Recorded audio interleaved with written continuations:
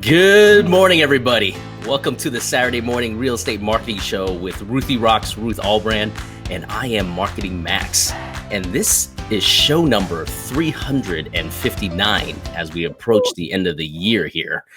So exciting stuff today. We're actually bringing back a regular guest now, Mrs. Sheila Merrill from Nova Home Loans. The lending lady is her marketing name. And she's going to help us break down what it takes from a credit standpoint today. Ruth's going to tee up a video on credit and what to look for to help first-time home buyers. And Sheila's going to wrap us up and help us fill in the details. So before we get to Sheila, though, Ruth, what is happening in Las Vegas? What is happening? Lots of things. Oh my goodness. I'm telling you, the homes are still flying off the shelf with 47 days left in 2021. Oh my goodness. We closed 146 homes yesterday. Wow. I know, that is super amazing. And we listed 138. 38. So, yeah. So a net shortage now again. Exactly. We're down. we're down to 1.54 available months. So it keeps going down. I think last weekend it was 1.546 or something like that. Mm-hmm. We're 40% ahead of last November in home sales for the month of November. Yeah, I mean, we're averaging 123 home sales a day, everybody. That is so super. So people are still out there taking advantage of the low interest rates.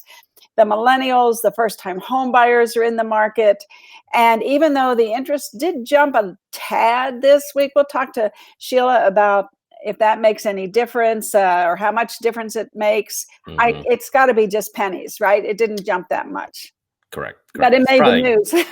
Yeah. Regardless, it made the news. So agents are still out there, trying to attract attention. And I found a little video of a New York real estate agent that wrote an article in Inman News, and he said, you've got to have a jingle, everybody. You have to have a jingle. So we're going to watch this. It's really cute. See if I can get it going from the beginning. That's usually my challenge. And Max, I'm going to mute you and me so there's no echo. Okay. So I'm going to mute and. He's got all the qualities that you want in a real estate agent. He's the cat's pajamas, the top banana. He's smart and patient. And when he talks, it sounds like music. He's making real estate feel therapeutic. If you want mediocre, find yourself another. But if you want a broker, that's an absolute stunner. Call Tyler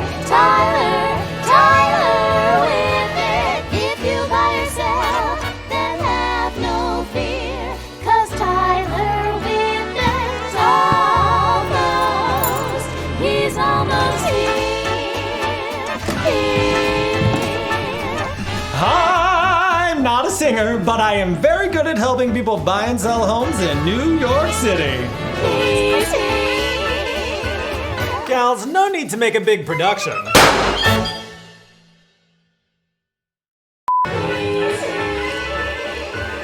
Gals, oh my God.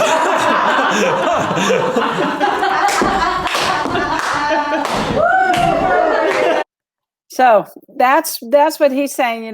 That's a minute and 20 seconds, but it grabs people's attention. And in addition to giving value when you do video, you have to have something that, you can use part of that as an intro or part of that as an outro, but you've got to have something that is a jingle. And I think that's really cool. No, it sounds, it captures attention for sure. And it's very well produced, right? And it made me laugh. So it listed emotions. I mean, so the elements are there for, a good attention grabber. And he kind of sounds like, I forgot his name from what show that is. Bing Crosby. No, I'm too young for Bing Crosby. Thank you. You just dated yourself there, I don't care. You know me, right? I don't care. Right. I'll think of the name, but yeah, I mean, it's a great, well-produced kind of segment here, and people remember that, right? I mean, so when he shows up, you kind of he's like ingrained in a piece of your mind here, with that jingle and with with that video. That's fantastic. Well, the National Association of Realtors is promoting agents doing videos. So it's gone all the way to that point. Right. They're now promoting realtors to do video. Right. Yeah, I know. Go figure. But it is the truth. I mean, if you look at the setup of Facebook and these other platforms, they're all creating a platform that's going to be very conducive to watching videos. Correct.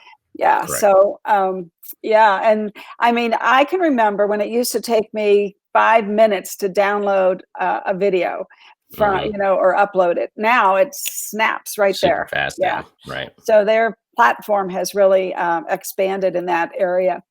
So today I'm going to talk about the first-time home buyers, which now, according to the news and to all the statistics, the millennials are moving into the marketplace. Mm-hmm. And Sheila Merrill is here. We're going to introduce Sheila. Hi, Sheila. Good morning, Sheila. We lost you, your voice. We lost Sheila's voice. Hold on. Hold on. I might unmute her. Okay, go ahead. Oops, it's not unmuting. It won't unmute her. You need to unmute yourself, maybe. There we go. Can you hear me now? There we go. I muted me. Yeah. So many new things. Yeah. Well, good morning, everybody. Yeah. Good morning. Good morning. Well, it's still a great time to purchase. Very much so. Yeah. So tell us what's happening in the mortgage world. Like, I know Ruth mentioned about rates and things of that nature in the beginning here. And have rates risen over the past couple of weeks versus the past year? Yes, they have. But when they haven't risen much. So, for instance, I quoted somebody just to kind of give you an idea. 2 weeks ago, and this is true. This is a loan that I quoted, or I pre-qualified this person, and it was 2.375 at the time, and then quoted it again, updated it. The person was finally ready to go, and it went up to 2.625. So, and that was on a conventional loan. So those seem to be a little more volatile than the government loans. Government loans are a little more stable, the FHA and VA. So when you're looking at the rates and so on, everything is still risk and reward based off of credit score. Middle credit score is what it's gone by, and that kind of thing. But normally the rates do not adjust that much. Normally, they're just the cost of the rate. So you have a rate. So for an example, say 2.5, it cost, they call it a discount point. It might have a 0.25% cost. It might have a 0.5% cost. That's normally what adjusts a little bit up or down, not the entire rate. So yeah, we did have movement. And remember, the market, when the market's doing great, well, rates adjust, they get a little higher. So good news is not so good news for rates. but good news for the economy, right? Good news for rates. Yeah. Exactly right. So I just lost my thought here. It's a early morning for me, but one of the questions I had is, you both remember the time. It's still a wonderful time to buy a house, because we remember rates when they were 10, 15, 17% in the 80s, right? And, I was just laughing. I remember just 10 years ago, my mortgage rate was like 6%, and that was an A-paper rate, or what they call a conforming rate. So it's still really great time for low rates today. So, but what's happening? What are you seeing out there? I mean, I know Ruth just mentioned that there's the millennial generation is coming in. What are you seeing in your client base right now? Are you doing a lot more refis, the age group? If you take a look at the demographic of the people that you're helping right now? Yeah.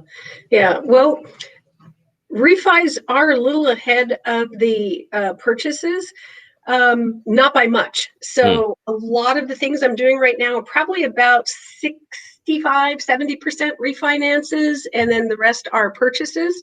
Okay. Age groups, I have age groups just under 100 years old. Seriously, 92, 93 years old I'm doing for, and doing a refinance for. And the youngest person I ever did a loan for he was just able to purchase a home. He was 18 years old. So there's the gamut. Wow. So I'm seeing people all different age groups right now purchasing and refinancing. Sheila, do you see more? Are you seeing some more millennials getting into the market though? Yes, there's less resistance.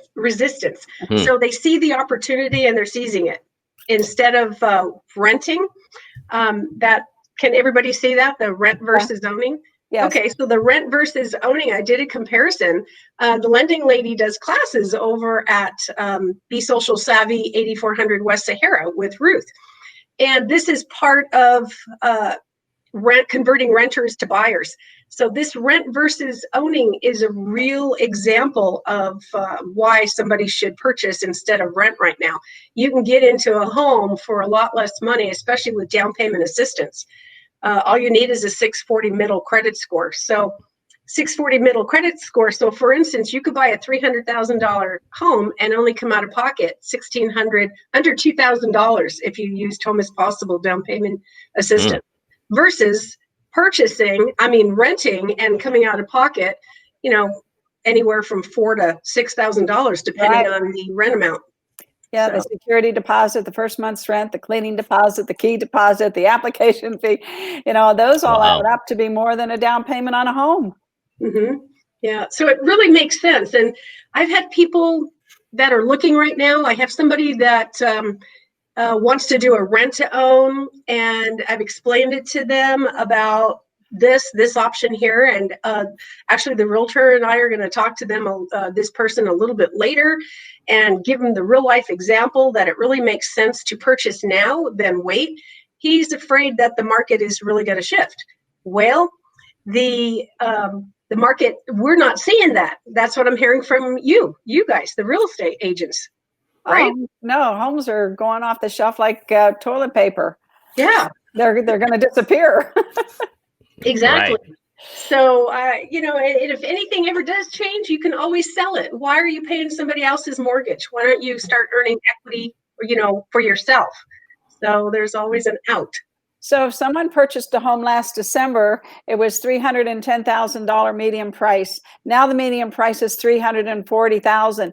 They would have gained $30,000 in equity in their home, which is goes right to their net worth on their financial statement. Mm-hmm. Correct. It's like if I can hand you $30,000, will you buy a home? I know. Yeah. Yeah. Remember, Ruthie, the comparison, the net worth, what is it, about $6,000 for a renter versus $240,000. Yeah, for a homeowner. Yeah, over 10 years. Yeah. I mean, I just don't get it. I understand, though. It was interesting. We did a class yesterday on new homes, selling new homes versus resales. And in the preparation for the class, we discovered that the number one reason why millennials buy new homes is because they have a dog that needs a yard. And that's the truth. Those are the facts. It's not having babies. It's not tired of living with their parents. It's that they have a dog and they want a yard. Yeah. Well, that's interesting. That's interesting statistics. Yes. So I'm curious, Sheila. I don't know if you remember the conversation or the situation with the 18-year-old that you helped buy a home, but 18 is pretty young. I mean, all things considered. I mean, I remember when I was 18, I was not looking to buy a home at that point. I was barely looking to buy a car by myself. So what I remember it. You want me to tell you? Tell us a little story, because what prompted him to buy a home? What was the reasoning? What's the thought process? And what did he end up buying? And did he rent out part of the room to save on rent? Or give us the situation there. No, he actually he had been working since he was 16 with the work permit. So he was working for a while, and he worked his way up, saved his money. He was living at home with his parents still. And he was so proud of himself because he's the first one in his family. His family immigrated to the United States years ago, and he grew up here as a child. First one in his family to own a home. And he wanted to do that. So he moved into it. His parents moved in for a while, and then they were able to purchase their own. So he was helping his parents out. He had, Wow. Oh, fantastic. Yeah. And so very, very heartfelt, very heartwarming story. Yeah. No doubt. Great for him. Great for him. So how did he know that he was going to qualify, and how did he end up finding you to work with? Well, he was working with It was actually a referral through a friend. So he knew this friend that we had just helped. I had just helped with his loan, and that was what it was. It was a friend referral. Okay. Those are the best kind of referrals through friends, through Yes. past business referrals. Yes. Yeah. And he learned how different options and how I could take care of him and help him prepare. And that's my philosophy. That's Nova's philosophy. We don't say no, we say yes. Then we come up with solutions how they can qualify. And then if they're not ready right then and there, we empower them to prepare. And that's what we did with him. That's what I did with him. Oh, fantastic. So what are you seeing right now as you look through all these files, right, with these applications and mortgage, both on the refi and the purchase, but mainly on the purchase, because, we want to tailor this to the real estate agent side. What are you seeing that could be some of the roadblocks that are happening, in the application process right now that, if you educated both the borrower and the real estate agent a little bit more, they can overcome or help you ease the burden of overcoming and providing a solution? What do you think the top, one or two things that people should be thinking about? Taking care of your credit. I think that's really important. I think in years past, people were just lackadaisy or didn't realize. I think it comes down to not having an understanding, just not knowing how important credit is to preparing to purchase, to qualifying. I mean, you look at the income, you look at credit, you look at assets. That's basically, and that all comes up with, that's how we figure debt to income ratio, how much property they qualify for, the loan type that they will go into. If you go with a FHA loan versus a conventional loan, you're going to pay a lot more mortgage insurance. You're going to have an upfront mortgage insurance fee that is rolled into the loan. So essentially what that does is it increases your monthly payment because you're adding to that base loan amount. With that, they charge a fee. And their mortgage insurance is higher on an FHA loan than it is on a conventional loan. So what I do is we're unique. We have a credit services department. We had Adalia on about a month ago, from our credit services department, sharing how to take care of credit and how borrowers can prepare. What I like to do with the agents is educate them, let them know that when they have a client, give them key questions to ask them up front. Instead of just getting somebody in their car, driving them around, and then saying, oh, well, you need to get qualified. You need to get qualified in order to make an offer on this home. And then they find out, oh, no, they don't qualify, or there's something going on with their credit. Well, I try to educate my real estate partners and let them know, ask these questions up front. You're not diving too deep, but and I prepared a little list that I handed out at the last class. And basically you're asking questions about, okay, are you planning on staying? You want to find out if they're going to stay in the area for a while. You want to find out if they're a military member. If they're going to be transferred soon, well, then obviously maybe purchasing a home, if they're transferring out in less than a year and they're not interested in renting the property out, maybe they don't want to, maybe purchasing is really not an option for them. So finding out about the person, you want to learn about the person. You may want to take them out to one property, and usually there's a group of people. I'd let them know also, if you have a group of people that you're looking at houses with, well, ask the question to the group, pay attention to the group, and then the group will typically defer back to the person who is the decision maker. And then from there how to handle it, how to have questions and so on. That's good stuff. So Sheila, to that point, I have this little video. It's a series of 5 videos. This is the 5th video, but I think it addresses what you're talking about, and it's about 5 minutes.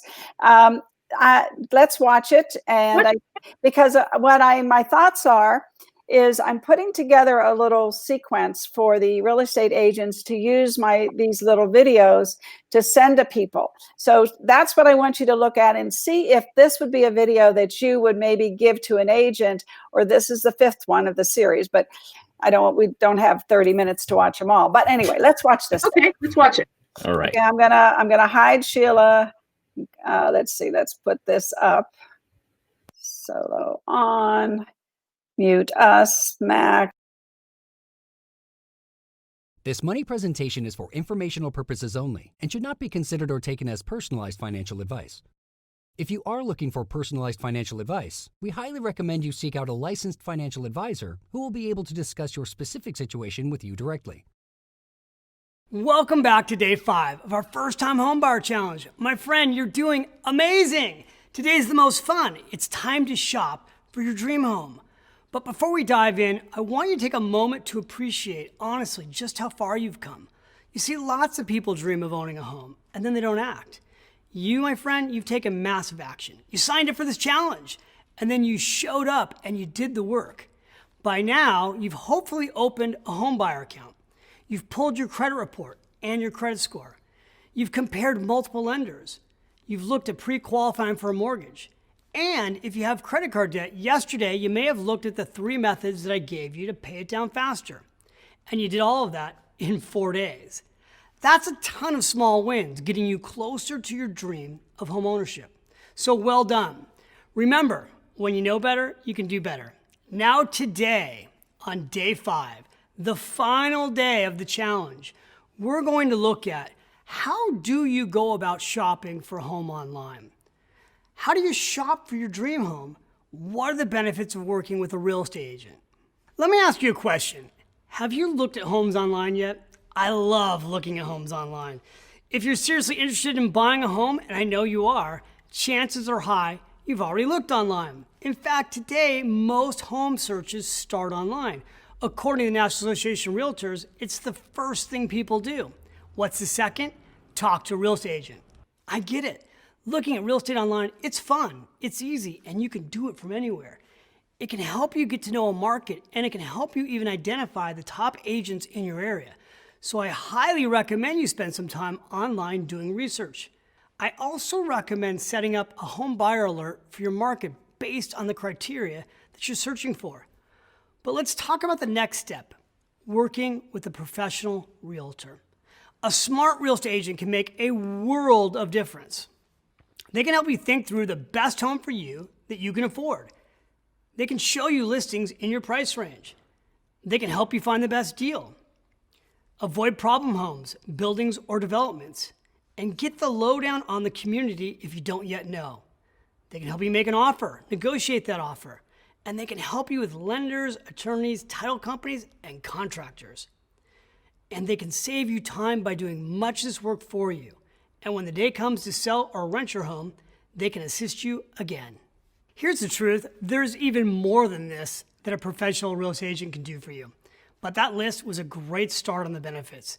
When I wrote the book, The Automatic Millionaire Homeowner, I talked a lot about why you should hire an agent. And so many readers came back to me and said, that was really helpful because they didn't realize how much a good agent does. Another thing readers told me is they didn't understand often how agents get paid. So let's cover that quickly. How does a real estate agent get paid? For the most part, agents are paid a commission on the price of a home. The typical commission today for a home sale across this country is about 5 to 6%. Let's use the 5% number today for basic math. Assuming a home costs $300,000, the agent fee at 5% is going to be $15,000. Now there's normally 2 agents in every home sale or transaction. The first is the listing agent. That's the person who represents the home seller. The second is the buyer's agent. That's who's going to represent you. The commission is normally split 50-50 between the 2 agents, each getting, in this example, $7,500. So who pays that commission? In most cases, it's actually the seller, not you, the buyer. Now here's some questions I get. David, what if I don't have an agent and I go in and make the offer directly to the seller's agent? In that case, the seller's agent, well, they're going to be pretty happy because they're going to earn the entire commission of $15,000. So then I'm often asked this question, David, could I just go directly to that agent and have them pay me the fee? Nope, you can't because it's not legal. You're not an agent. Well, what about getting the agent to discount their fee? If I go directly, would they do that? Chances are super low they will. Here's what happens in the real world. In the real world, that listing agent's going to keep the entire fee, and you're not going to have anyone at the table to represent you. This is why I strongly suggest you work with an agent to represent your needs, your rights, you. It will ultimately save you time and money. So how do I find a great real estate agent? Like any expert, I recommend getting referrals from friends and then doing your own due diligence. Meet with them, interview them, ask them how they can help you and what they will do when they represent you. Ask them what type of clients do they like to work with. Do they work with first-time home buyers? Do they have listings in the market that you're searching? How long have they been in the business? And ask them to provide you with a few client references and then call those references. If you don't have a referral to work with, that's okay. You can go back online and start looking at who are the top agents in your area. Below is a link again to one of my favorite websites to search for properties. This website also links to brokers, and you can see who's listing properties in the market you have interest in and reach out to them. Before I end our challenge, I want to go back to Sean and Julie's story. I feel like I've picked on my friends a little because of the mistakes they've made, but the mistakes they've made are common. Getting all excited about buying a home, spending months searching without an agent, then making an offer directly to the seller's agent, then finding out they couldn't get the financing they hoped for, and losing their dream home. The saddest thing about that wasted time and emotional pain that they went through on their home buyer's journey is that if they had just hired a real estate agent to represent them in the beginning, none of that would have happened. A good agent would have worked with them to make sure they could afford the home they were looking at. In today's hot market, many agents will even ask you to get pre-qualified to buy a home before you go and look at homes. This saves you a lot of time. And that's a big part of why this challenge was set up in the order it was. Ultimately, after Sean and Julie lost their first home, they got help. They paid down their debt. They got their credit score up so they could qualify for a cheaper mortgage. And they got an agent to represent them. Within 6 months, they closed on their dream home. And for them, it was worth it. They loved their home. And today, that home has gone up in value tremendously. There are no promises in life, my friend, but I can tell you this from experience. In life, you only get what you go for. You go for nothing, you get nothing. You keep doing what you're doing, you'll keep having what you have. You came here because deep down inside, you don't want to be a renter. And I applaud you on your dream to own a home. And I'm not a real estate agent. I didn't create this challenge to inspire you to hire me. In fact, I'm a co-founder of a financial service company that does financial planning and manages stocks and bonds and portfolios for retirees. I created this program for you because I have seen over my 25 years in the financial service industry that nothing creates financial security for families across America like homeownership. It is the foundation that financial security is built on for you and your family. It's also the single greatest thing that determines if a family will have wealth to pass to the next generation. It's a simple, sad reality of life that most renters never really get ahead financially. I want you to get ahead. I spent months with my team creating this first-time homebuyers challenge, and I really hope it's helped you. If you've enjoyed it and found it useful, please share it with your friends. We hope to have more of these financial challenges in the future, and I hope to see you again and hear about your successes. I'm David Bach, and it's been a privilege to be with you. Until then, live rich, and remember, when you know better, you can do better.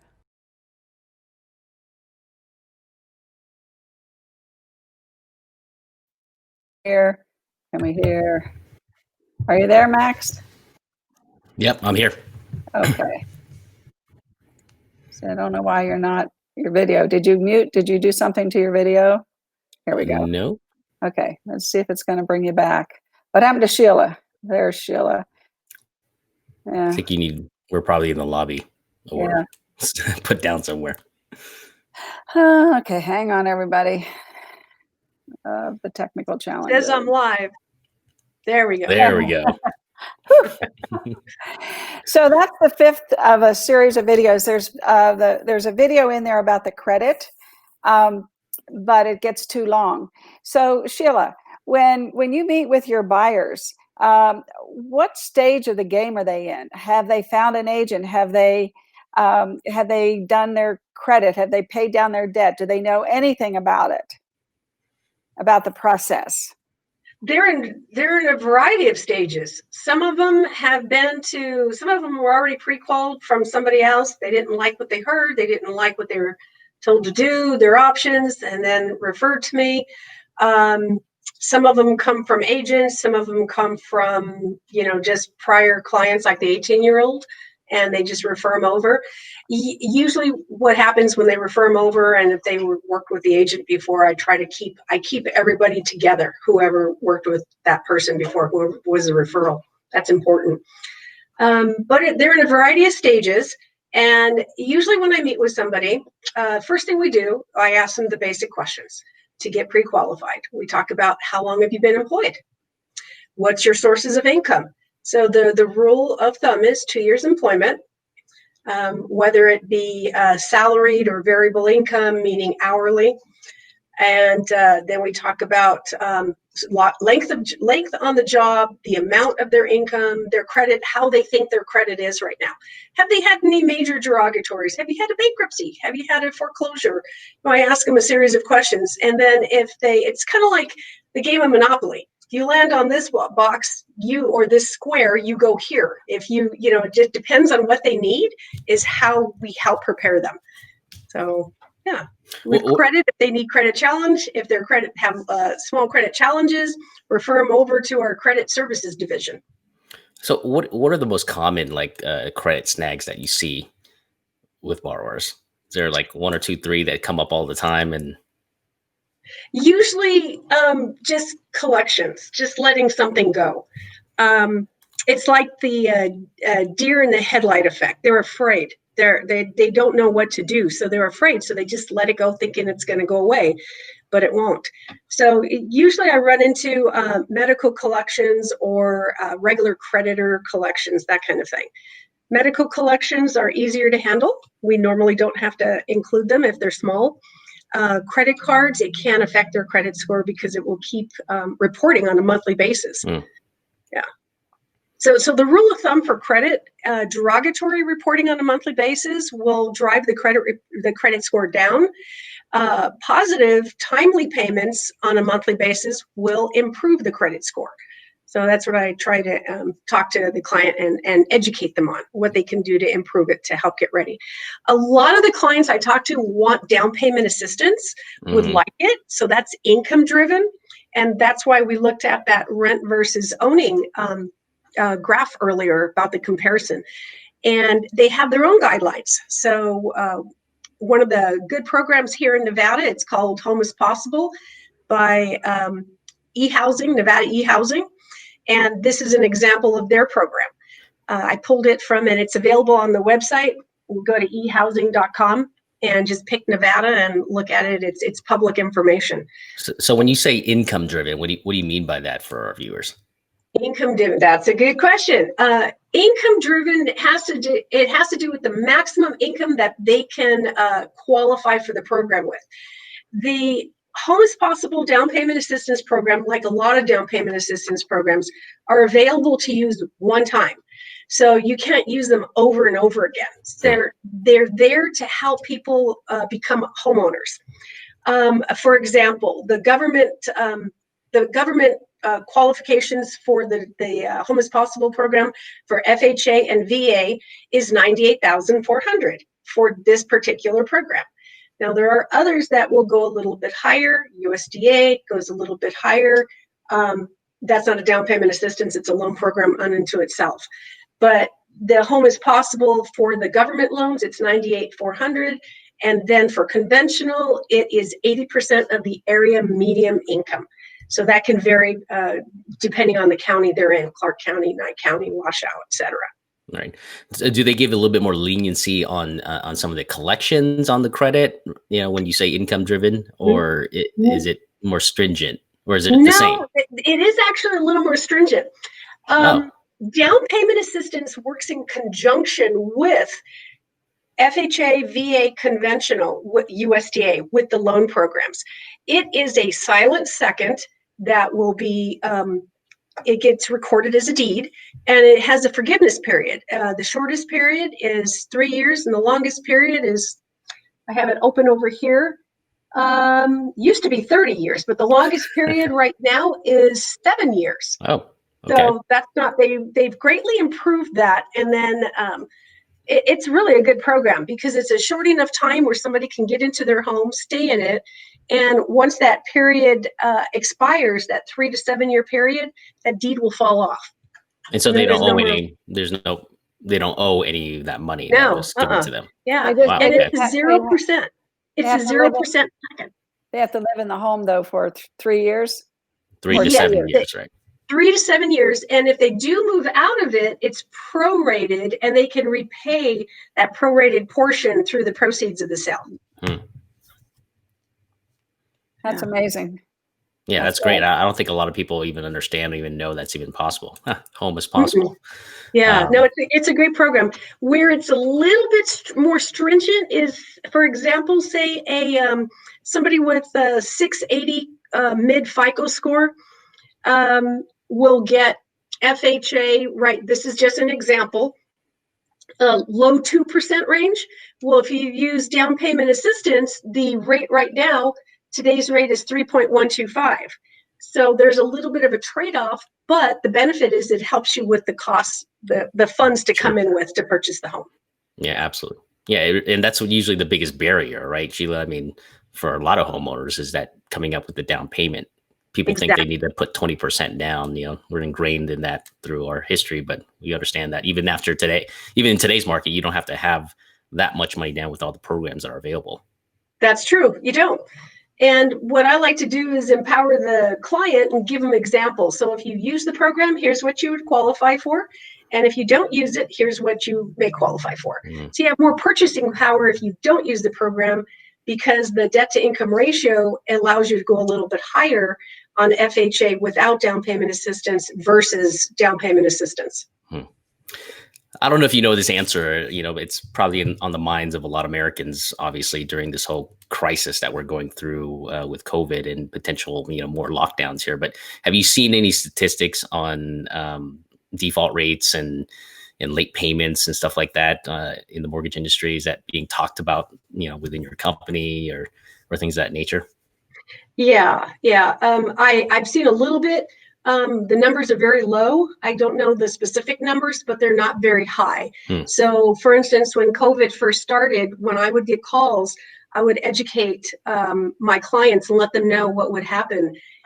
Forbearance is great if you truly cannot make your payments, but if you can, your credit report will be updated with affected by natural disaster, in forbearance, deferment, or something like that. And let me give you a real life example. I had just closed a loan for somebody who wanted to, he bought a brand new home, primary for himself. He owned property in a cul-de-sac and he was going to build spec homes. He had a lot of money in the bank. He called me and said, I want to go into forbearance. Well, I educated him, if you do, you're not going to be able to do your spec homes anytime soon.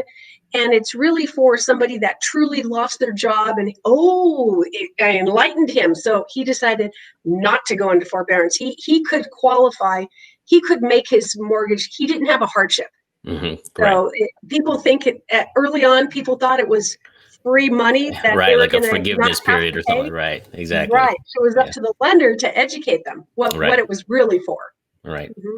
And so were you around when we had the HARP programs coming out of the 2008 financial crisis, right? Where where they modified our, loans for borrowers and things like that. Were you in the business during that period of time? Yes. I've been in the business since the early 2000s. Okay. 2003. But that was very hard to get. Very hard to get. And I had clients that would apply and sometimes they would get it. Sometimes they wouldn't. It just really depended on the institution that held their note. Yeah. I have a sneaky suspicion though, because of what has happened this year and these government mandates. I'm going to call it today, right? Today, what is November 14th here. And I believe that because this is driven by, government mandates to lock down, I think there's probably going to be some programs. And this is what's going to be this is going to be the asterisk for all these, people who are saying that there's going to be doom and gloom and foreclosures. I have a feeling the government's going to step in here in some form or fashion to help, borrowers through this period of time, either, amortizing out a little bit longer or doing some of these forbearance programs, and extending it. So the reason I'm making this point is now is the best time to ever buy a house. I mean, the cost of money is so ridiculous. Cheap is that? Yeah, ridiculous. It's so cost effective right now to buy a home, right? It really is. And I heard from Ray Dalio. He's a big investment hedge fund manager. And he says cash is trash right now, and it really is. If you have too much cash in the bank right now, I mean, it's being eroded by inflation. And so, if you've been thinking about buying a home, I think now's the time to do it for sure. But get your credit in order, right? Actually, I have a funny story too. The first time I bought a home, I looked at my credit report for the very first time. I was like 24 or 23 or something like that. And sure enough, collection, right? From a fall I had in a snowboard event. And people don't realize that that's one of the things. And I think with you, Sheila, and your firm, I wish my lender at the time had the services that you had at Nova Home Loans, which is, someone that can help me walk through that, because I had to kind of navigate through how to get that fixed and get that off my credit report myself by looking online myself. But your firm has something in-house, correct? Correct. In-house credit services department. Yeah. I remember when I first started in the business, I used to do that for my clients myself, write down what they needed to do. And yeah, I'm so glad that we have that. Yeah. I mean, that's a valuable service. I mean, it is. And what would you say the rate of success in putting people through those services, and then eventually, helping them find a home and qualifying for a home at your firm? Here's what it's all about. If they sincerely want to purchase, they'll stick with the program and do it. The percentage, I wish it was higher, but I'm seeing probably 25 to 40% of the people that I put in the program actually follow through with it.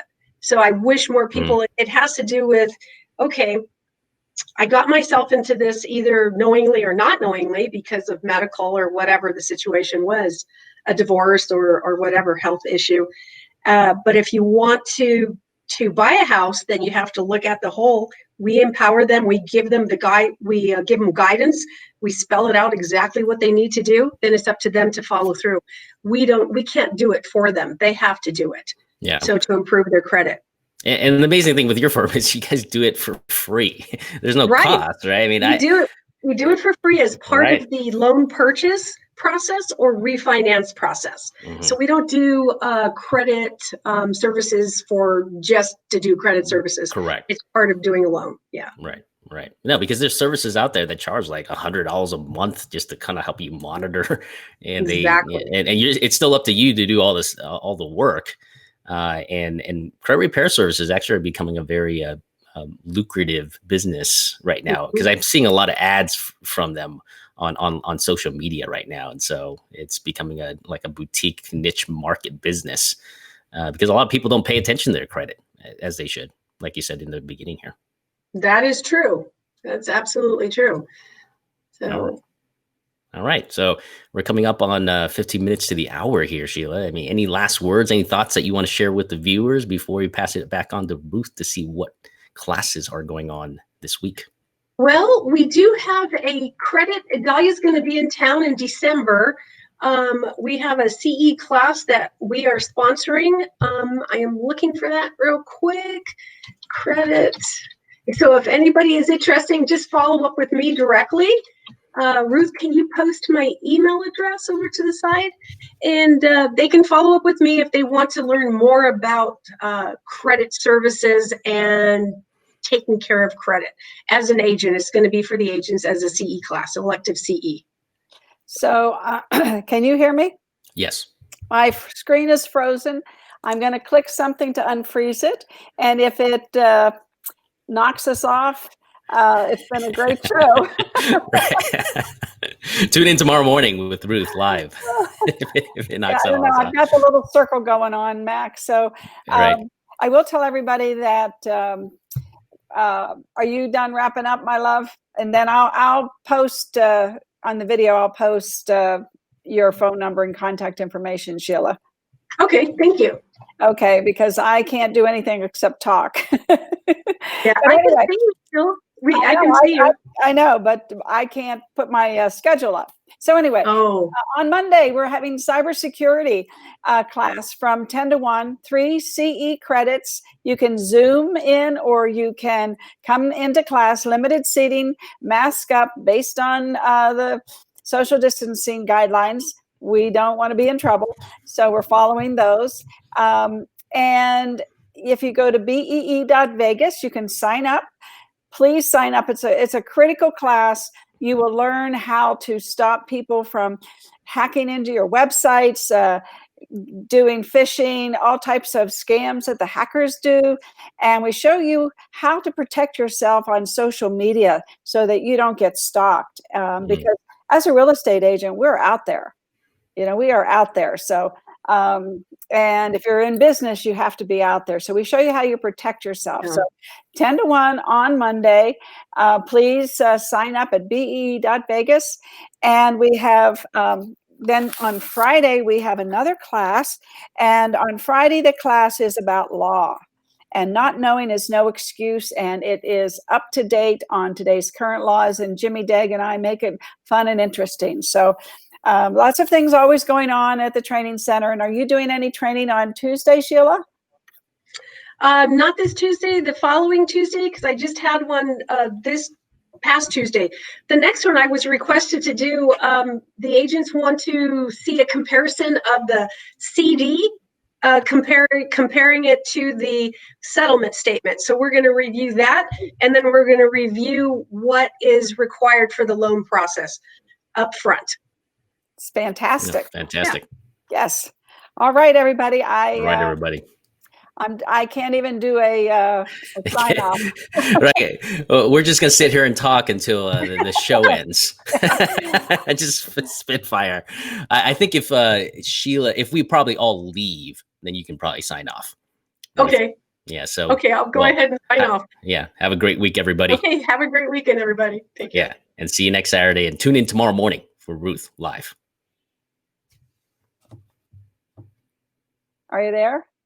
I'm here, and we are still live. Yes, we're still live. Yes. So we lost Sheila. Lost Sheila. Yeah. What? Everything just froze. It was weird. Well, you moved. You're able to move down the thing, right? You're moving up the thing. Yeah, there it is. Okay. That's a cybersecurity class, and then we have the law class, and then right before Thanksgiving we have dot the I's and cross the T's, which is contract. So lots of classes for this time of year when people maybe have some more time. The more you learn, the more you earn, even if you don't need the credits. These classes are fantastic.